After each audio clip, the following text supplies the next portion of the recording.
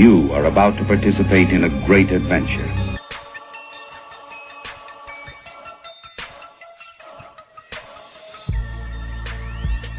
I swear, this team is on a whole nother level. Hit in the air to deep right center. They are not a championship contender. It is far. Hold on, shut up. He is the best player on the field. It is high. He is the MVP right now. It is gone. You're listening to the Tom and Jerry Sports Show. What up, what up, what up? Welcome back to another episode of the Tom and Jerry Show. Sorry for the delay. Just a couple things going on in the real life going right now. But we're here to talk about the Super Bowl. Yeah, I want to first say congratulations on seeing your team win the Super Bowl. Thank you. First one ever. First real championship. So, Yeah. like I was saying to him, like before we got on the air, I mean, it still hasn't really hit me, you know. I'm not like used to this whole championship thing, so I mean, it'll take a couple days. Probably like the parade, you know, really. Yeah. But it's surreal right now. Yeah, Baltimore played a good game. I mean, all around good game. Yeah. I mean, their defense stepped up when they had to. First half they really stepped up. I mean, really didn't let 49ers do anything. Yeah, I knew that about the defense all year. They give up yards, but they won't give up the touchdowns. Yeah. And that's what they did in the first half. I mean, the 49ers had a couple drives going. They had chances to score, and just Ravens were able to keep them out of the end zone, and that's just what that defense has done all year. Yeah, they really stepped up. I mean, Flacco, he came out of the gate fine. Yeah, obviously he's had one of probably the best playoffs anybody could have. I would say, I mean, tied with that Montana run. He tied the most touchdowns in postseason history, and to have no interceptions. Yeah. It's pretty amazing. When you have your name in a record book next to Joe Montana, I mean, exactly. You know you did pretty good that year. Yeah. Flacco wins his first. Ray Lewis wins the second. Yeah. So, but like we said, we've been saying it for the last couple of weeks. Ray Lewis obviously came out and said he was retiring early for a reason. This was the reason. And this was the reason. He had his team totally fired up this whole playoffs. I mean... And all the Ray Lewis haters say he did it for his own personal reasons. You're completely wrong. Yeah, not even close. And people may see that side because of how the media took onto it after it, and that's not Ray Lewis's fault. I mean, it's just because of who he is and the career he's had. But he did it for one reason and one reason only. His team was, they had a couple shaky losses at the end of the year. They go in losing 4 of the last 5 going into the playoffs, and then right before the game he makes that speech and look what happened. Yeah, it was for that reason and that reason alone. For the people to say that he did it for selfish reasons, you're completely wrong because the whole team, look at what the team did for him. Yeah, they really came through. We'll go into the numbers now. Flacco, like I said, had a really good game. 22 for 33, 287 yards, 3 touchdowns, no interceptions like he had all postseason.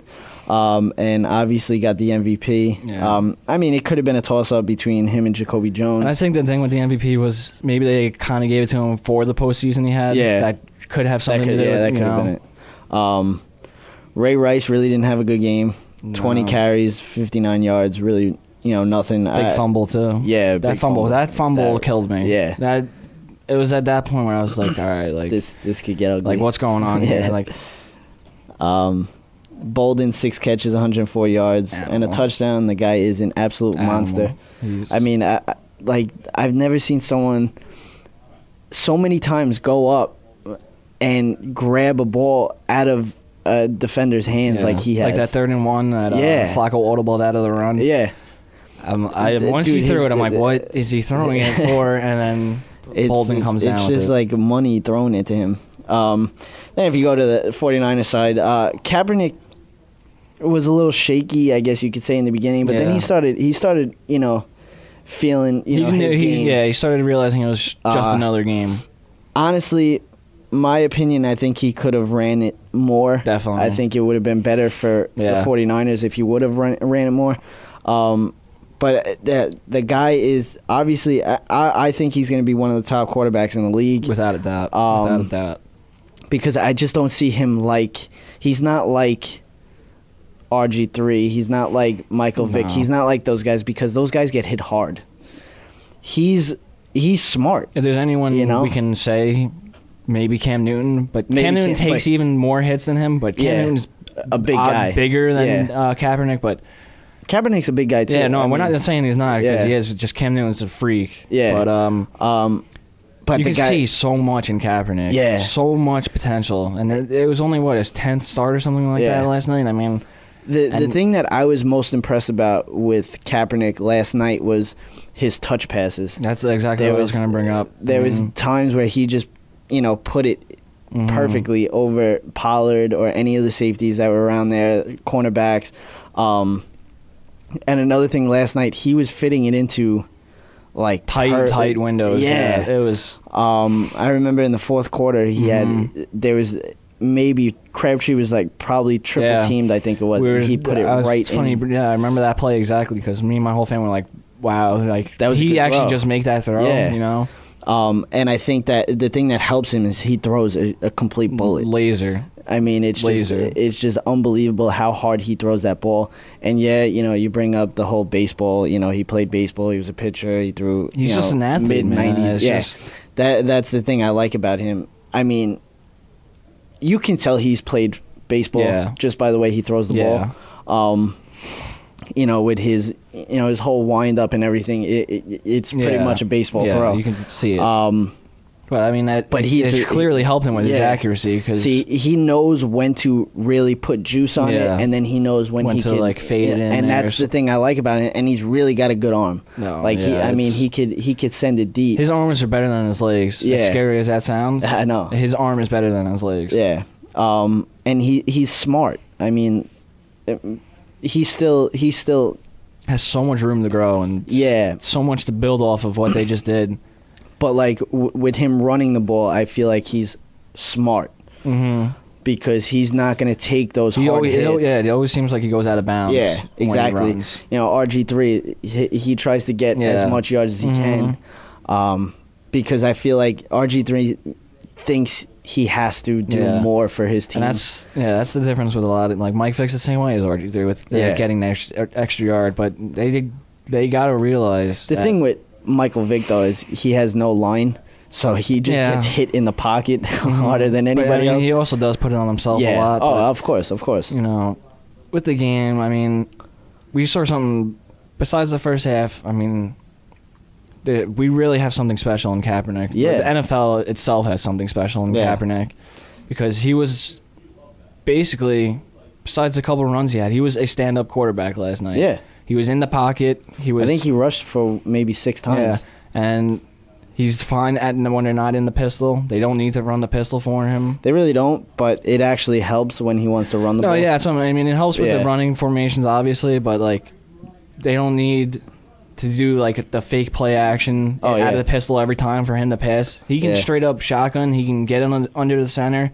He can do it all as the quarterback, and it's a scary team.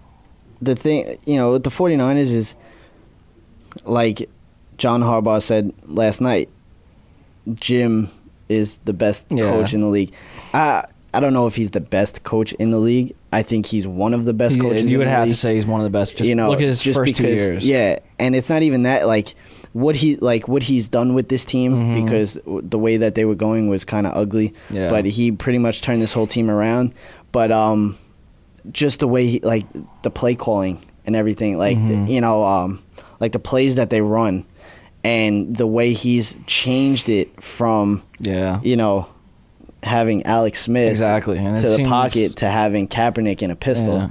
So he changed that whole playbook around, and the plays that he does out of that pistol and everything are really good. Yeah, they are. They're very creative. The goal line plays, the goal line play last night, where Delaney Walker came out and hit Ed Reed. That was a perfect play.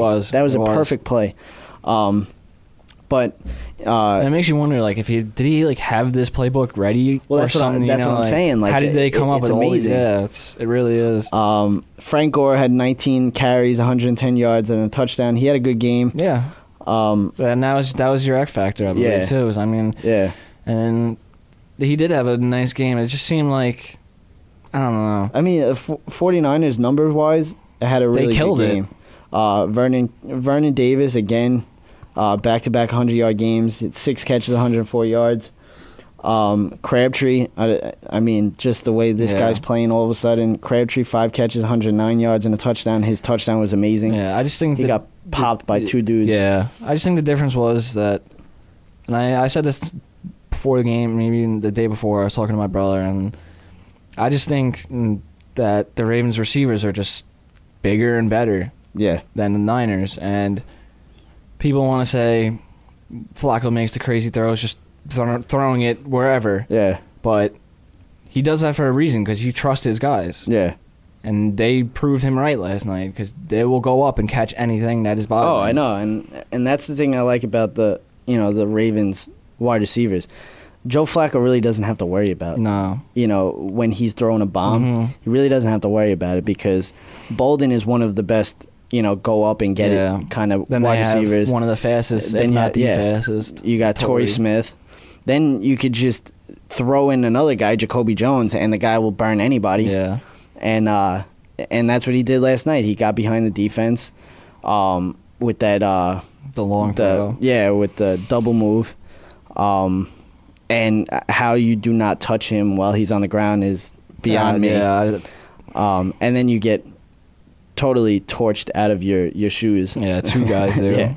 Yeah. But they have really special.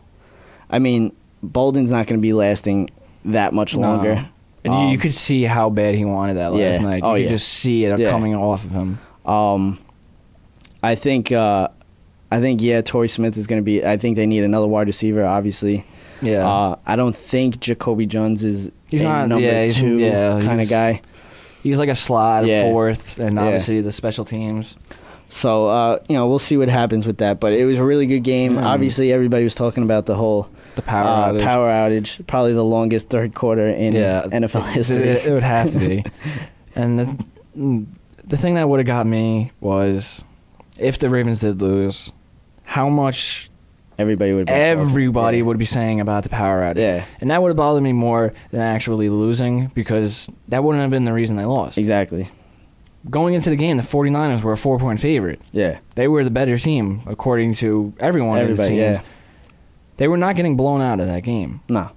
They were too well coached of a football team to have that happen on the biggest stage. And they're probably the favorite for next year. They would have to be. They've been the favorite pretty much for the last 3 years. But now with Kaepernick. With Kaepernick, it's a whole... And we have to really applaud Jim Harbaugh, because if they had Alex Smith playing, they would have been in that Super Bowl. No, they probably would have lost in Atlanta, if not to Green Bay. Yeah. And I remember, during the season, everyone criticizing him for doing that, for switching a healthy quarterback, or just a quarterback losing his job because of an injury, which is like a code in the NFL. You just don't do that, but it happened in baseball. They would never, they never would have been where they are now without Kaepernick. Yeah, they never would have even made it there. So we have to really step back and say, it was a crazy move. Yeah. Obviously, at the time, everyone thought it was crazy. But you know what happened? Exactly. And he knew. He just knew something. The thing is, he took his team. Like, he obviously made the change with Alex Smith and Kaepernick. And then to see what they've done, just with I think he's only been starting 7 games, maybe going into the Super Bowl. To do that only in 7 weeks, 8 weeks, 9 weeks, or whatever it was. Mm-hmm. Now he's gonna have a whole off season. Oh yeah. To work out a new playbook. That's why they would have to be the favorites. I mean, it's just gonna be, and their defense. I mean, I think they could use maybe a little bit better of cornerbacks, Carlos Rogers, yes, is one of the top cornerbacks in the league. He couldn't match up with Bolden last night. It's not Carlos Rogers' fault. No. But I would definitely agree with you. Culliver got burned a couple of times. Their safeties are one of the best in the league, too. One of the hardest hitting. Dante Whitner showed that last night. He popped a couple of guys last night. Golson had a couple of big tackles. He took out Pierce out of the game for a little while. So, I mean, and their front seven. No one's touching their linebackers. Yeah, it's just no one's even close to their linebacker and core.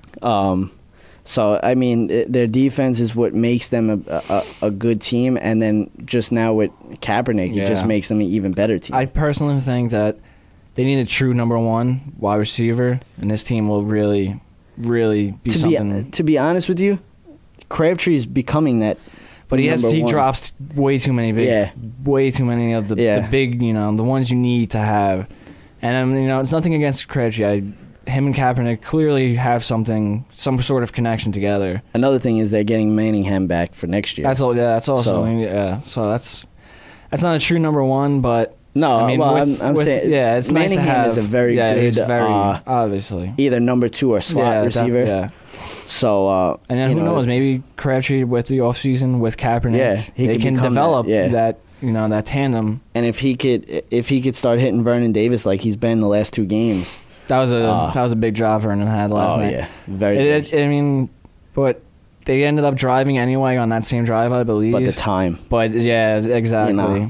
The momentum kind of factor. The timeout in the third quarter really killed them, too. Yeah, definitely. So, but... It's San Francisco is a really good team, man. Yeah. It was just like that magical ride that I've been saying for a month now with the Ravens. It's just that hot ticket that everything's clicking for him, and it's how the Giants won. It's how a lot of teams recently have won. Exactly. And that's just how it went. Find that inspiration. The Ravens obviously won 34-31, and I know a lot of people got killed with that safety. Me included, man. It was rough. I mean, I feel bad for everybody, but. That's the name of the game, man. Yeah, that's the game. It's probably not going to be that great of a Thanksgiving for the Harbaugh family at the dinner table. It's going to be awkward. Yeah, I know if I was John, I would definitely sit the Super Bowl trophy right next to me. I wonder how he is going to handle this. It's because I feel that if Jim won, he would be rubbing it in. Oh, yeah. You could just tell that's how Jim would be about this. But John is... he's kind of laid back kind of guy. It's kind of like you don't know exactly how he's going to, mess with his brother with this. Yeah. And then I guess that's what makes it fun. I mean, it was a special moment, just that game alone, with the 2 brothers and everything. At the end, it was kind of nice because... Jim and John came up to each other, and John said, I love you, blah, blah, blah. You're the best coach in the league. It's cool to see. I mean, it's rare. We're not going to see this very often. Honestly, I would probably hate my brother if that... Yeah, that's if I was to lose the biggest game of my life. I don't know how that's... But you know what? The thing is, the San Francisco 49ers have the best chance to make it back to the Super Bowl. There's nothing to be too mad about. It's only your second season as a coach. Yeah. You have the future of the NFL. Exactly. And your quarterback. There's a lot to look up to in San Francisco. And yeah. I don't think anyone in San Francisco can really be too mad when they had 3 wins 2 years ago. Yeah. And basically the same personnel, just one change was the head coach, and now look at the team. Exactly. So, they do have the best chance to get back there. And they have to be they're probably. I think they're the favorite in the NFC by far. Yeah. To at least make it to the Super Bowl again. The Patriots are obviously the other favorite for them. Yep. I mean, it's just... It's getting out of hand at this point. It's just sickening. But, I mean, that's pretty much... It was a really good game. In the beginning of the game, it kind of looked a little dead. Yeah. Then, the second half came. Jacoby Jones took it back. For 100 and I think they said 8 yards because he was 2 yards short or whatever. Yeah, after that Ray Rice fumble, it was a game. Yeah, at that definitely, point. Definitely. I mean, it was an 8-point game at the time of the fumble, but just because like the Ravens were able to get just some sort of drive or something, anything like that. But with that fumble, I mean, that's when it became a game. It was a one possession game at the time, and the Niners got the ball back on like the Ravens 25. Yeah. So I mean, that's when the game really started to really, really heat up. Yeah. But like I said, it was a really good game. And I mean, this is it. No more football. Yeah, no more football on the Tom and Jerry show. It's been a good run. Yeah, it really was. And it's crazy, like, just how much time has gone by, and everything like that. Yeah. Like, when we started, it was just regular season games. And I think it was like week 6 or something like that. Now we're done with football. Definitely. Now it's on to NBA, NHL, and MLB.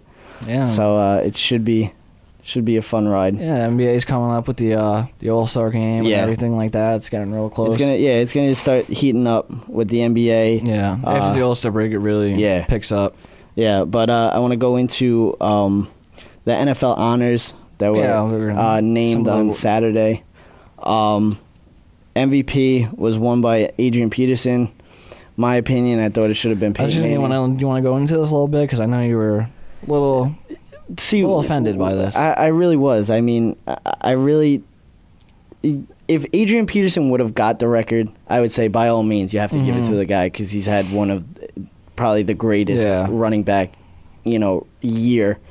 But I just feel like what Peyton Manning's gone through, and to take... I mean, the team made the playoffs last year, but what he did with that team, I mean, was amazing. Peyton Manning had unbelievable numbers. And don't get me wrong, Adrian Peterson had unbelievable numbers also, but I just feel like Peyton Manning did more for his team. My way of thinking about this is maybe they gave Peterson the MVP and Peyton the comeback player of the year because Peterson didn't miss any time. So how can you give him comeback player of the year when he didn't miss a game? Yeah, that's true. So, obviously Peyton missed the whole year. So maybe, that's just an idea. I don't know. I would agree. I really thought Peyton was going to get MVP, but maybe that was the thinking because Peterson didn't miss any time. So you can't give a guy, because we knew it was going to be one or the other. Yeah, well, I said it was going to fluctuate whoever. And I guess it was just tough for them to give Peterson an award for comeback player of the year when he didn't miss anything. Yeah, that's true. It was the last game of the year he got hurt, or close to it. Right? Yeah, the last game of the year. And then he was back by week 1, so which maybe is kind of fishy. Yeah, that's, we'll save get into that. I might be hanging out with A-Rod a little bit. I'll leave it at that. Offensive player of the year, Adrian Peterson. That gets me though. Yeah. Like I said, when we're going over this, give the awards to people that didn't win awards already. Yeah. Let's be real here. I mean, pretty much. If he is the offensive player of the year, he's obviously going to be the MVP. Exactly. So why not give it to, there's other guys that have had good seasons. Yeah, that bothers this me. year, That always bothered me. Defensive player of the year, J.J. Watt. I have I'm fine with it. It was either going to be him or Alden, and Alden really cooled down at the end of the year. He had a chance to break the record, and J.J. Watt finished with more than him. So, and he was just a physical freak all year. Yeah. Offensive Rookie of the Year, I think it could have went to anybody. There are so many choices. Either RG3, you can even put in Russell Wilson in there. Yeah.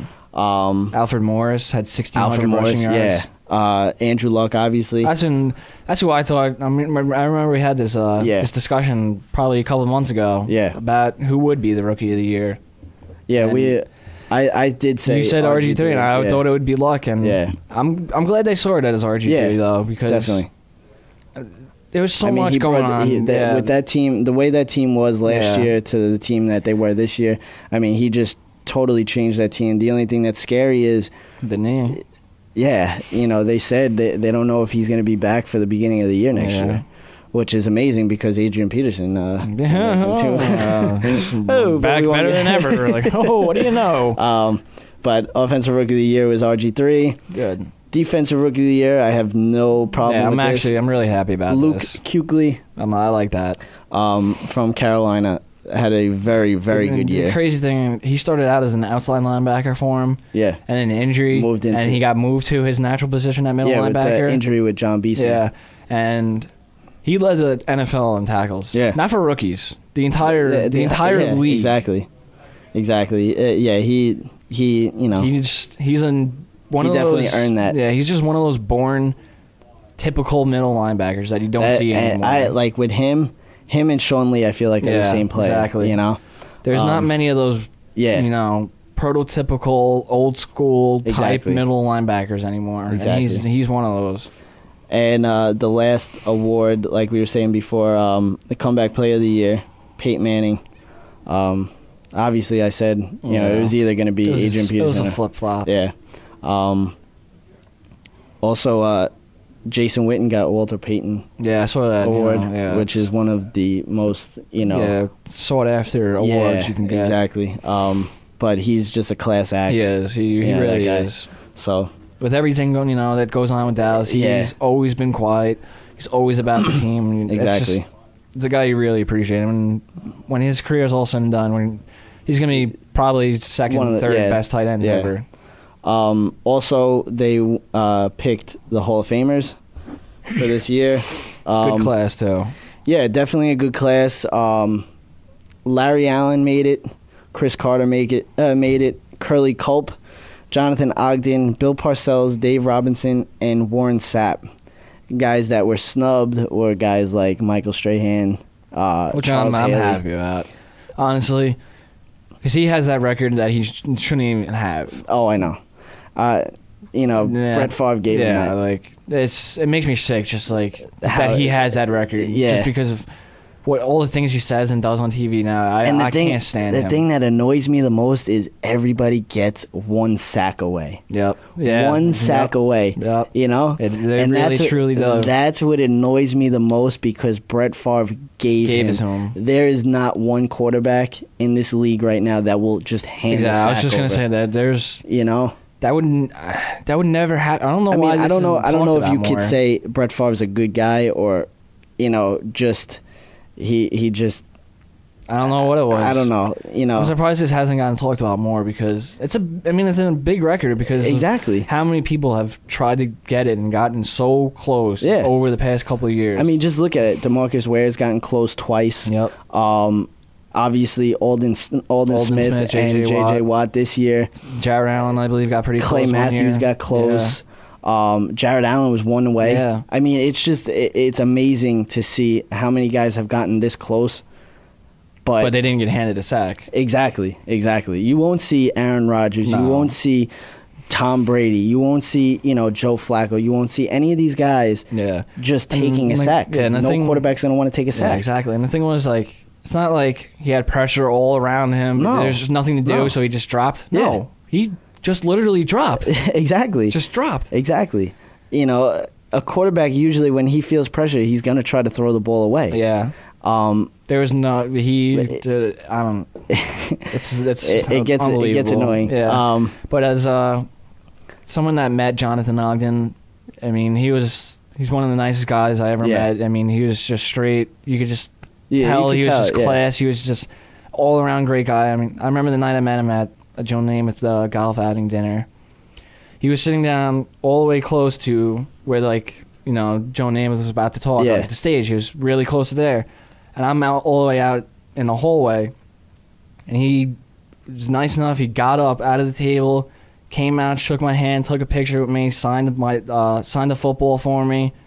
And, I mean, it was an unbelievable experience as a Ravens fan. I mean, it was something I'll never forget. Yeah, it was something I'll never forget just because of how nice he was. Yeah.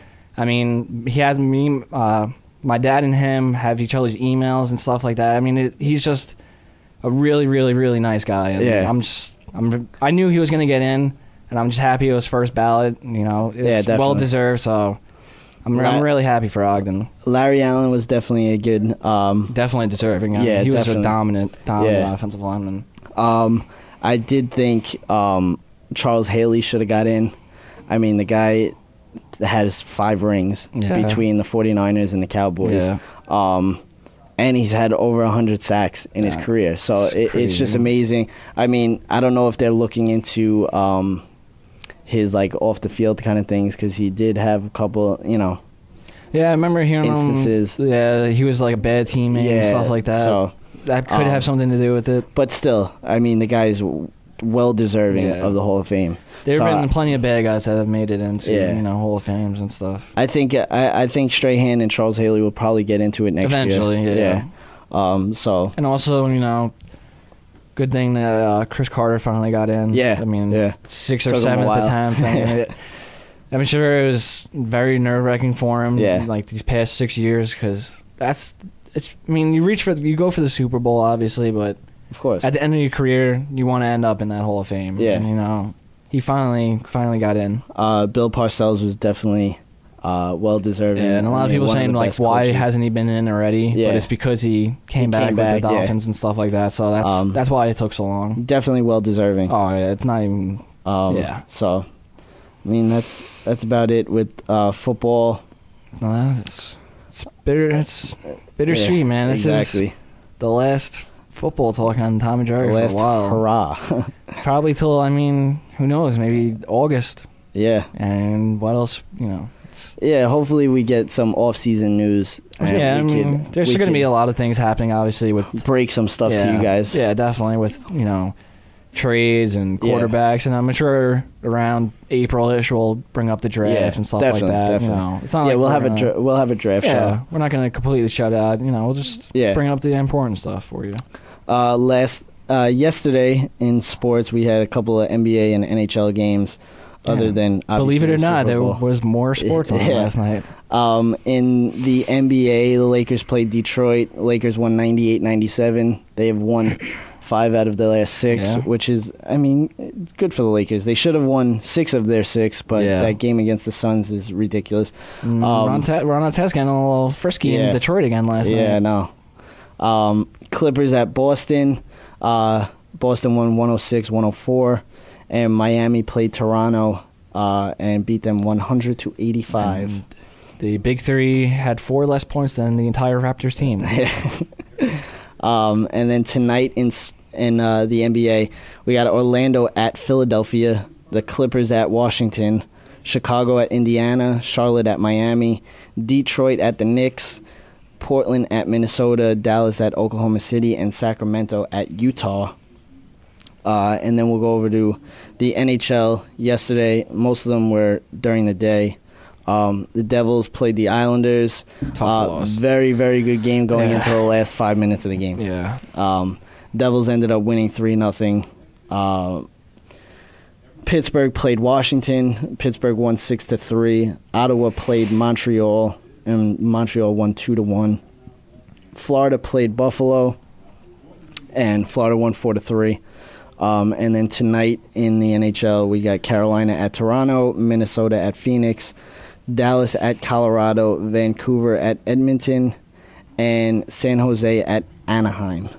And for the New York fans, the other fans, you got to be happy with what you're seeing. Oh, even though there's a loss yesterday, but this team is fighting, they're playing hard. You can see it. It's fun to watch again. Yeah. It's getting fun to watch again. Like I was saying, to a few people, the way that the Islanders have been playing, you could see that they're more of a team. Yes. They're playing more of a team. They're passing. Their passing are unbelievable. But it's just, it's like they can't get over that hump. That. It's just they'll have a whole full game. They play hard. They play this. But then all of a sudden the shades of the old Islanders come out, and where they give up, either they give up the loss, at the end of the game, or they'll take the lead and then just give a goal right back. So the way that Nabokov's been playing is really helping the Islanders do what they're doing. Yeah. John Tavares is playing, like John Tavares. Grabner's been playing good. Yeah, and the chemistry with them is great. You could just see it when they're on the ice together. It's still a little different of Islander hockey. There's more, like we said, like the teammate work and stuff like that. There's just more of that this year. The thing I like about the Islanders this year was the moves that they made in the offseason were maybe not like not mind blowing to everybody, like what the Rangers did with Rick Nash, but just the moves that they made, bringing in Keith O'Coin, guy's having an amazing season so far. Great start to the season. Guys like Straight, big defensive pickup. Then you got Colin McDonald, very good player. It's just guys like that you're bringing in. Then you get your young guys from like Cizikas. Cizikas is having a decent season. He just scored his first goal of his career against Pittsburgh the other day. I mean, when you build up draft picks for the past 10 years, basically. Of course. But I don't know. But I like the young guys that they have, like Olstrom, very good player. You have to be happy with the young guys they're taking. Definitely. And then they're going to be getting Josh Bailey back soon, maybe as soon as tomorrow. Then also Wisniewski is gonna come to the team finally. After saying he wasn't leaving the CHL, so or KHL, whatever it was, which is big because they need guys like these. I don't know who they're gonna send back down, because everybody's been pretty much playing well. I don't think Oposo deserves to be in that first line.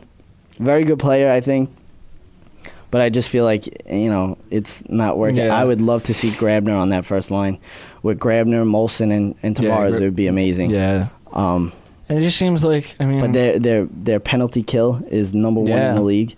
So we there's a lot to be happy with what this team's doing right now.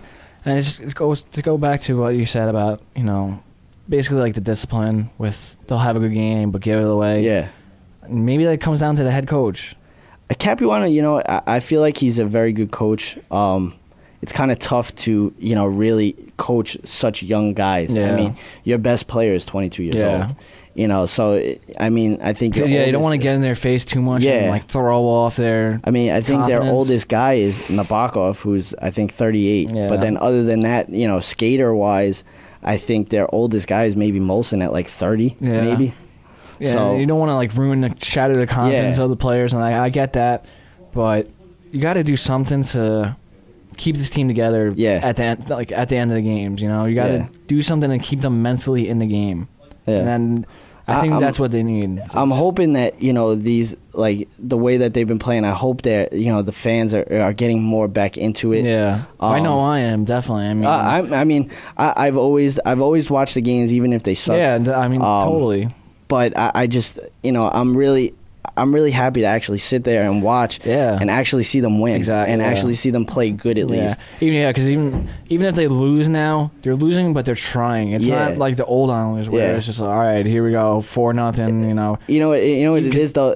The losses now hurt more. Yeah. Because it's like, we could have had, we should have had that win. Yeah. Like last night.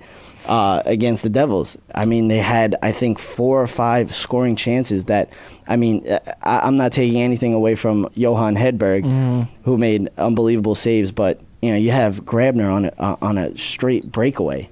Nobody even close to him. Yeah. And he doesn't bury it in the back of the net. So it's like, things like that just, really if the team wants to keep doing this, they need to build off of losses like yesterday. Yeah. Because they know they had chances to score yesterday. They know they had chances to win that game yesterday. Those are the kind of games they need to really build off of as a team. They got big games coming up. Tuesday they got Pittsburgh. Yeah, a lot of divisional big game things. with that because Pittsburgh's in first place. Yep. Not by much. They're in first place by I think it's close. I think the Islanders are up there. The Devils are up there. 3 points or 4 points. So then Thursday, I believe they play the Rangers. Big game. So they're playing everybody in their division this week. They've been playing. They played the Devils twice. The last 2 games, won 1, lost 1, which is it's good enough. Yeah. But it kind of hurts because it is a shortened season. Yeah. The losses really hurt now. Yeah. But like teams if we could beat Pittsburgh again, it's a big win. Yes, if we could beat the Rangers, that's a big win. This is the first time we're playing the Rangers this year.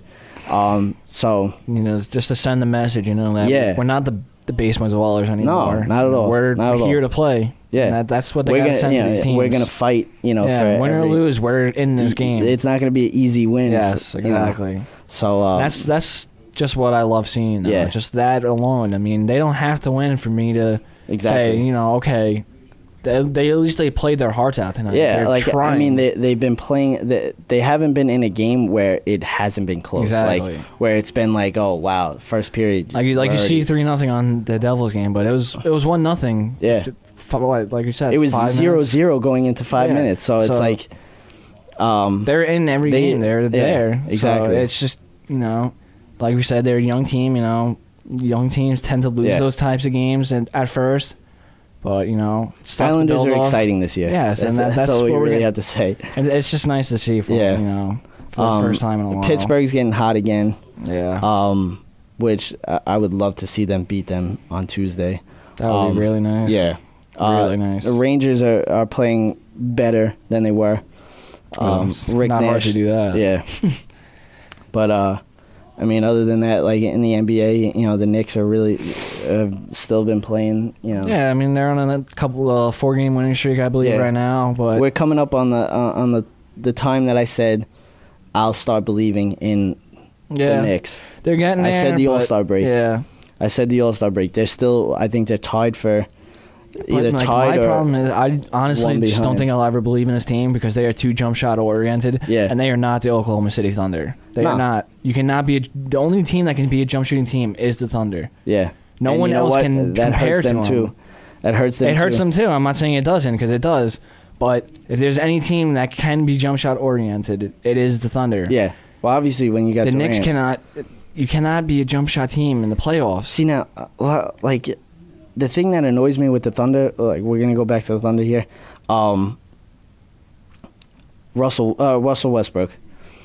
Yes, he is one of probably the best point guards in the league, but the guy takes way too many shots. Yeah, way too many shots. There is no reason for him to be taking more shots than Kevin Durant. Yeah, absolutely no reason. And he's got a lot to work on too with his attitude too. And the thing, like now going back to the Laker Thunder game, this guy was 3 for 25. Now if you're 3 for 10, stop shooting. Maybe not stop shooting. Like stop shooting, but take better shots. Maybe, and start giving it to your best player. Yeah. I don't care what anybody says. The best player, obviously, the best player on that team is Kevin Durant. There is no reason why anybody else should be shooting more than Kevin Durant. No one should even be Absolutely close to shooting the same amount as him. And and he shot a better percentage in that game too, for the least amount of shots that he took. I think he's going to be he's going to make it or break it for the Thunder. Yeah. I mean.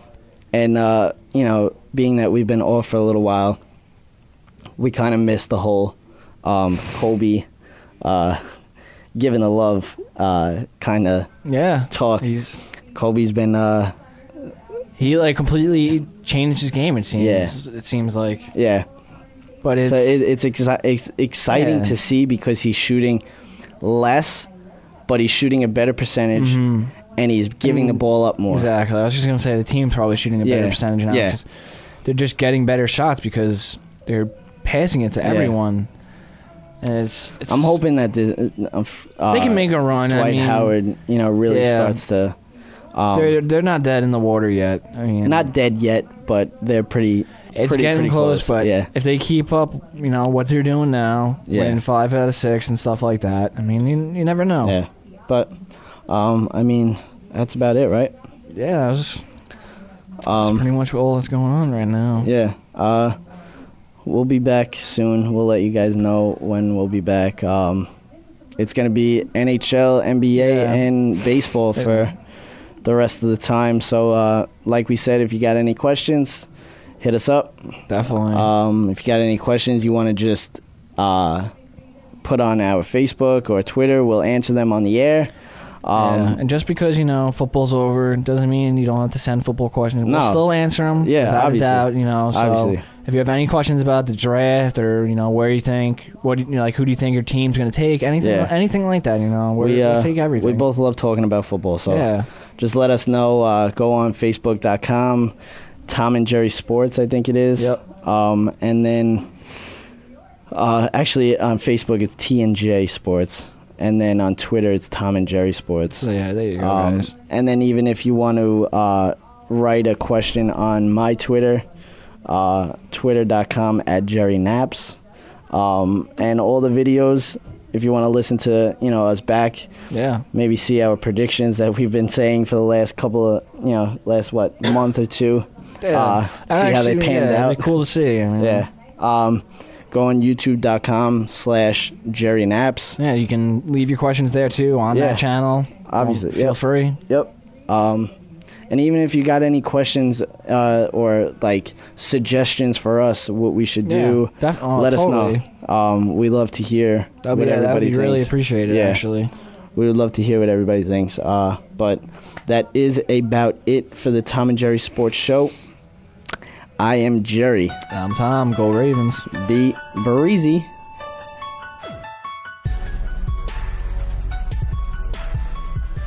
Thanks for listening to another episode of The Tom and Jerry Show.